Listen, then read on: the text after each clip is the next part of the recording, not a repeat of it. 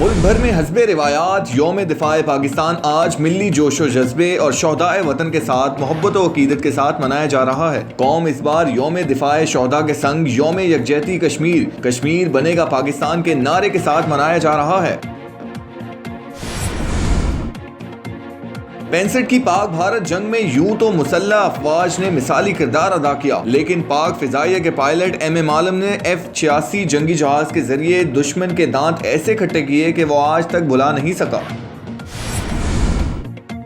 وزیر اعظم عمران خان نے ایک بار پھر کشمیر میں بھارتی مظالم کی شدید مذمت کرتے ہوئے عالمی برادری سے خاموشی توڑنے کا مطالبہ کر دیا۔ وزیر اعظم عمران خان نے کہا کہ آج مقبوضہ جموں اور کشمیر میں مودی سرکار کی قابض فوج کی جانب سے محاصرے کا 32واں روز ہے۔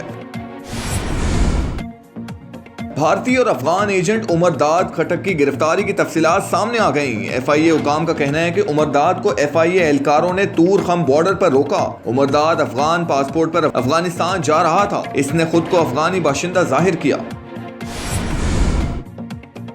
پاکستان کے نامور ٹی وی اداکار عابد علی شدید علالت کے بعد 67 سال کی عمر میں انتقال کر گئے۔ عابد علی گزشتہ 2 ماہ سے اسپتال میں جگر کے عارضے کے باعث زیر علاج تھے۔